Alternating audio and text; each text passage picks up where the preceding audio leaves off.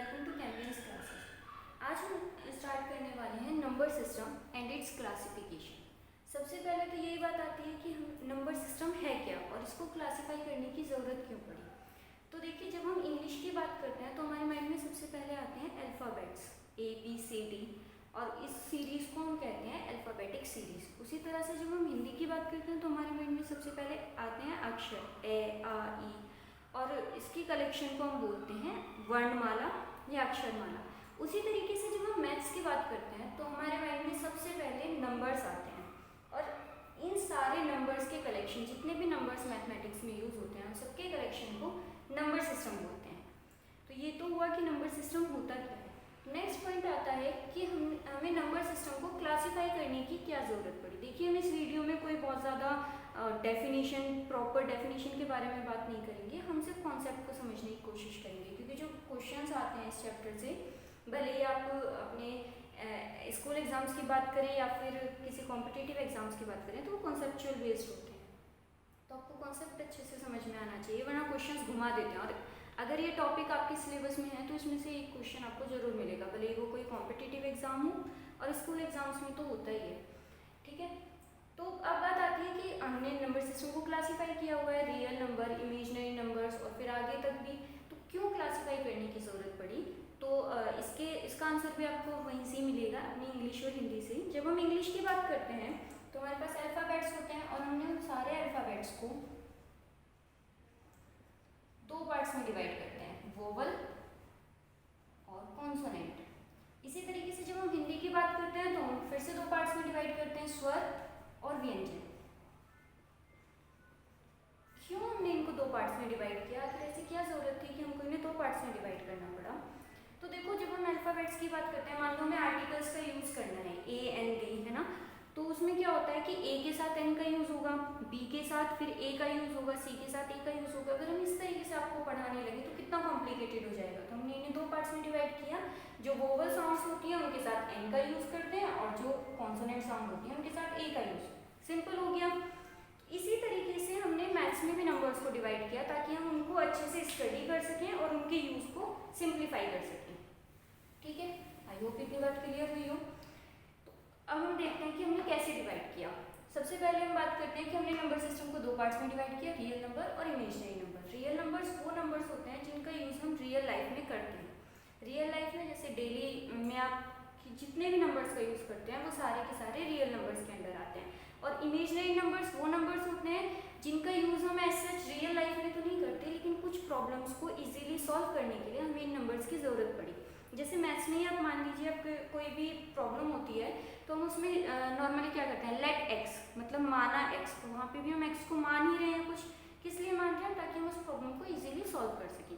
तो इसी तरीके से कुछ इमेजिनरी नंबर्स होते हैं जो बड़ी बड़ी साइंटिफिक प्रॉब्लम्स को सॉल्व करने में हेल्पफुल रहते हैं। तो ये किस टाइप के नंबर्स होते हैं, अगर आपको रूट के अंदर नेगेटिव दिख जाए तो वो एक इमेजिनरी नंबर होगा। इसी तरीके से अगर आपको किसी भी नंबर के साथ I अल्फ़ाबेट दिख जाए, I फॉर इमेजिनरी मान सकते हो, हालांकि I की वैल्यू √-1 होती है, तो वो भी एक इमेजिनरी नंबर होगा। तो इमेजिनरी नंबर की पहचान सीधी सी है, रूट के अंदर माइनस मिल जाए या फिर किसी नंबर के साथ I आपको अल्फ़ाबेट दिख जाए। ठीक है, उसके बाद आते हैं रियल नंबर्स, क्योंकि ये हमारी रियल लाइफ से जुड़े हुए हैं तो हमारा मेन फोकस भी यही रहने वाला है। रियल नंबर्स को हमने आगे फर्दर दो पार्ट्स में डिवाइड किया, rational number and irrational numbers. देखिए, रेशनल नंबर्स क्या होते हैं, ऐसे नंबर्स जिनको हम P/Q की फॉर्म में लिख सकते हैं, उन्हें हम कहते हैं रेशनल नंबर्स। और जिनको P/Q की फॉर्म में नहीं लिखा जा सकता उनको हम बोलते हैं इरेशनल नंबर्स। P/Q की फॉर्म में, अच्छा ठीक है, यहाँ पे तो हमको क्लियरली दिख रहे हैं कि जो A है 1 है वो P हो गया, जो 2 है वो Q की जगह पे हो गया, लेकिन यहाँ पे तो हमको ऐसा कुछ नहीं दिख रहा है। अच्छा, इसको याद करने का तरीका भी हमको यहीं से मिलता है। रेशनल मतलब रेशो, अगर कोई भी चीज़ हमको रेशो में लिखनी होती है तो हम किस तरीके से लिखते हैं, 3:4, या फिर हम इसको ऐसे भी लिख सकते हैं 3/4, मतलब P/Q की फॉर्म में हो गई ना। तो रेशो से ही आप याद भी रख सकते हो रेशनल। ठीक है, तो यहाँ पे तो हमको 1/2 में दिख गया कि जो P है हमारा वो 1 है और जो Q है वो 2 है। लेकिन अगर हम 3 की बात करें तो ये तो हमको P/Q की फॉर्म में नहीं दिख रहा है। तो कैसे हमने इसको कह दिया कि ये एक रेशनल नंबर है। तो अच्छा, मुझे आप एक बात बताइए कि क्या मैं 3 को 3/1 नहीं लिख सकती हूँ। अगर मैं 1 से 3 को डिवाइड करती हूँ तो वो भी तो डिवाइड होने के बाद क्या आएगा, 3, और ये तो P/Q की फॉर्म में है ना। तो कुछ नंबर्स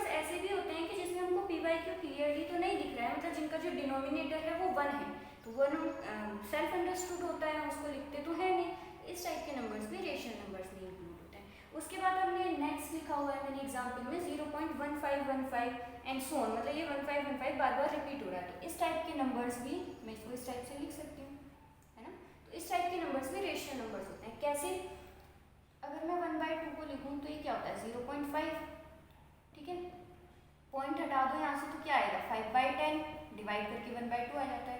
तो 0.5 को मैंने क्या लिख दिया 5/10, मतलब यहाँ से डेसिमल हटा के नीचे उसमें 10 इंक्लूड कर सकते हैं। इसी तरीके से हम यहाँ पे भी इनको डेसिमल हटा के इसको सॉल्व कर सकते हैं। तो इसीलिए ये भी किस कैटेगरी में आए, रेशनल नंबर्स की कैटेगरी में।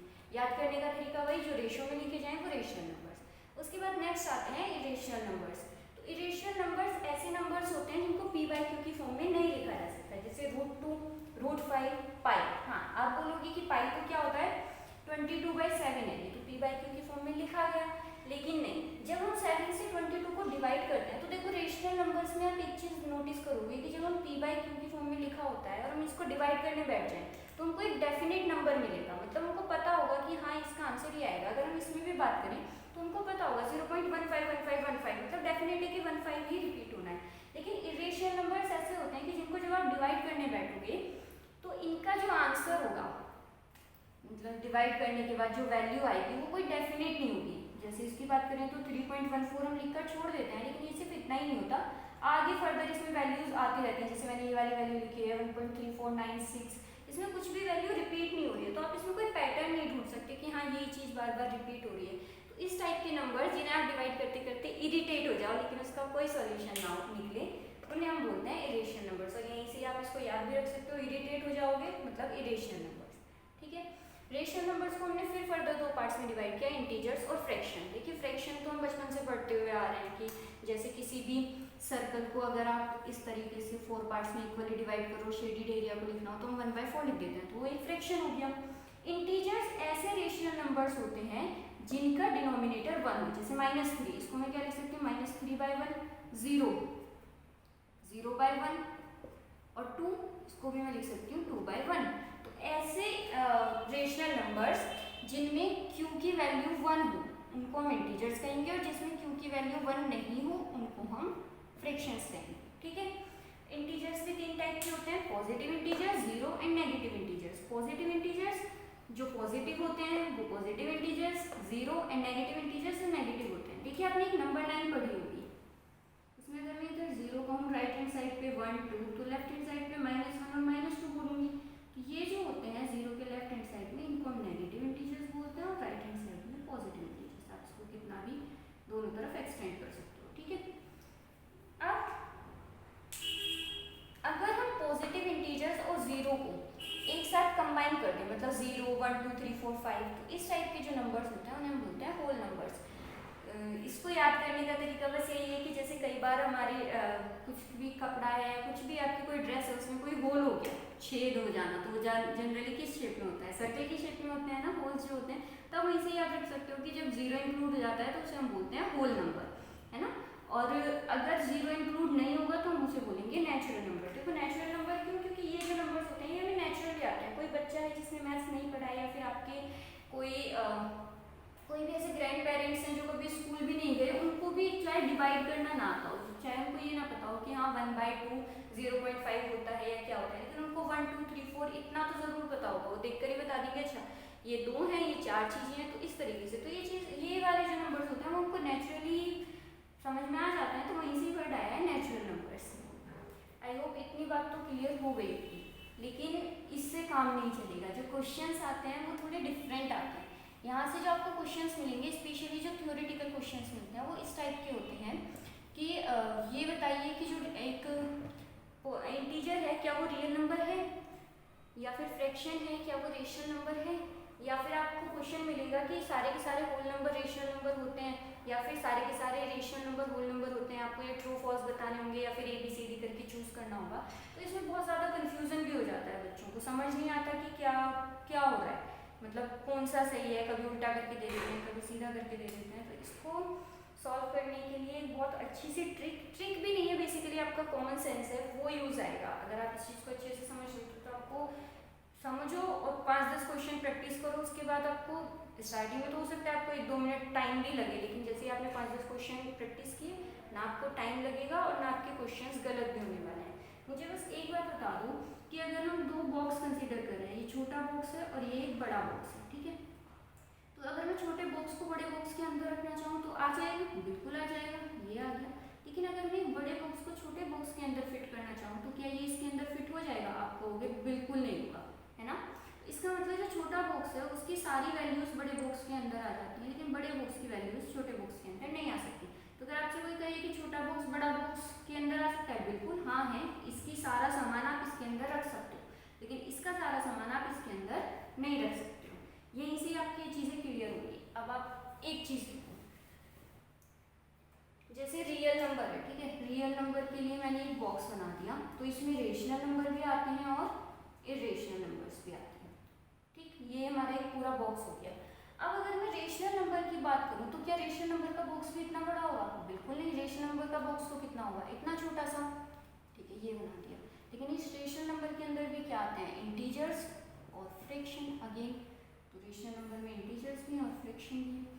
अब मैं कहती हूँ कि अब मुझे इंटीजर वाला बॉक्स बनाना है, तो क्या वो इतना बड़ा होगा? बिल्कुल नहीं। ये मतलब हम जैसे जैसे नीचे जाते जा रहे हैं तो हमारे बॉक्सेस छोटे होते जा रहे हैं। तो अगर कोई आपसे कहे कि क्या सारे इंटीजर्स रेशनल नंबर हैं, तो आप देखोगे ये वाला बॉक्स इसके अंदर आ जाएगा, बिल्कुल है। लेकिन अगर कोई कहे कि सारे रेशनल नंबर इंटीजर्स हैं, तो आप कहोगे बिल्कुल नहीं, क्योंकि ये बॉक्स बड़ा है और ये बॉक्स छोटा है। इसी तरीके से अगर मैं कहूँ सारे फ्रैक्शन आपके रियल नंबर हैं, ऑफकोर्स है, इसका भी बॉक्स छोटा रहेगा, है ना। लेकिन अगर मैं कहूँ कि क्या सारे के सारे रियल नंबर फ्रैक्शन है, बिल्कुल नहीं। फ्रैक्शन तो सिर्फ इतना सा पार्ट है, रियल नंबर तो पूरा है ना। आई होप ये चीज़ आपको समझ में आई है, लेकिन ये तभी वर्क करेगी जब आपको ये चार्ट का फ्लो पता होगा ऊपर से नीचे तक, है ना, पर्टिकुलर एक वे में कि हम जैसे जैसे नीचे जाते जा रहे हैं तो आपका बॉक्स का साइज छोटा होता जा रहा है। तो इसको भी याद रखने के लिए एक सिंपल सी स्टोरी है। अगर आप वो स्टोरी ध्यान में रखते हो तो आपको ये बिल्कुल रट्टा लगाने की जरूरत नहीं पड़ेगी, आपको सिंपली याद हो जाएगा, ठीक है। चलो स्टोरी बता देती हूँ मैं। मान लो आप एक केक शॉप पर गए, ठीक है, आपके घर में कुछ फंक्शन था, आपको उनसे 1 kg का केक लेना था, ठीक है। आप गए, आपको वहाँ पे जाके आपने कहा कि केक दे दो, उन्होंने अपना स्टॉक देखा और उन्होंने कहा कि एक भी केक नहीं है, सारा का सारा स्टॉक जो है वो खाली हो गया है, मतलब एक भी केक नहीं है, 0 नंबर ऑफ केक्स हैं, होल स्टॉक इज एम्प्टी, ठीक है। लेकिन वो आपको जानने वाले थे, आप हमेशा उनके यहीं से केक लेते हो, तो उन्होंने कहा कि आप बैठो और मैं बोल के अभी बनवा देता हूँ। बनवाने लगे तो आपने उनसे कहा कि इतने बनवा रहे हो ना, इतने एक काम करो, मेरा पहले का सारा अमाउंट क्लियर कर दो, क्योंकि आप हमेशा वहीं से सामान लेते हो, तो हो जाता था कि कई बार आप उनको कुछ पैसे एक्स्ट्रा दे गए या कई बार कुछ कम दे गए, ठीक है। तो उन्होंने हिसाब लगाना स्टार्ट किया कि एक बार ना क्या हुआ कि 130 का केक था और आपने 150 दे गए, मतलब 20 रुपीज़ एक्स्ट्रा दे गए। लेकिन एक दिन आपका भाई आया और उसको पेस्ट्री खानी थी और वो पैसे लाना भूल गया, तो उसने एक पेस्ट्री ली 10 रुपीज़ की, ठीक है, उसने ली, शॉपकीपर ने दी तो माइनस आया और जब आपने पैसे दिए तो प्लस आया। लेकिन फिर आप एक दिन आए थे और आपने क्या किया कि 150 का केक था और आप उसको 200 दे गए, तो प्लस 50 अगेन, तो टोटल कितना आया आपका 60 रुपीज़, ठीक है, ठीक, यहाँ तो हो गया। अब उसके बाद क्या हुआ कि इतने ही आपके घर से ना कॉल आया, मम्मा ने बोला कि गेस्ट ज़्यादा आ रहे हैं तो आप एक काम करो, ½ kg और केक का अमाउंट इंक्रीज कर दो। तो वो 1 kg का तो बनाने बैठे गए, तो उसने कहा कि चलो ठीक है, आप ½ kg का एक और बनवा लो, आप यहाँ से डिज़ाइन देख लो। तो आपने डिज़ाइन सेलेक्ट किया, तो जब वो बन के रेडी हुआ तो पता चला कि वो ना ½ kg से थोड़ा सा ज़्यादा था। कितना ज़्यादा था एग्जैक्ट हमको पता नहीं, लेकिन थोड़ा सा ज़्यादा था। तो वो 0.5 ½ kg होता है, उससे थोड़ा सा ज़्यादा 314 पता नहीं आगे था, ठीक है। तो अब आप ये देखो कि आपने ये सारे नंबर्स का यूज़ अपनी रियल लाइफ में किया ना, एक प्रॉब्लम में, एक कंडीशन में, तो ये सारे के सारे नंबर्स किस टाइप के हो गए? ये सारे के सारे नंबर्स हो गए रियल नंबर्स, सबसे पहले, ठीक। अब रियल नंबर्स में ये वाला जो नंबर है, ये देखो आपको डेफिनेट नहीं है, हमको नहीं पता था ना कि ना ½ kg से कितना ज़्यादा होगा, थोड़ा सा ज़्यादा होगा, कितना एग्जैक्ट नहीं पता, तो ये हो गया आपका इरेशनल। यहाँ पे आपने बोला था उसको कि ½ kg केक देना है पर्टिकुलर, तो रेशनल, या फिर आप इसको फ्रैक्शन भी बोल सकते हो। ये देखो यहाँ पे आपने क्या किया, प्लस और माइनस में यूज़ किए, तो ये हो गए आपके integers, then 0 whole number and 1 natural number. इसमें आपके positive integers, negative integers include हो जाएंगे। आई होप आपको ये स्टोरी सही लगी और आपको कॉन्सेप्ट क्लियर हुआ। Thank you for watching.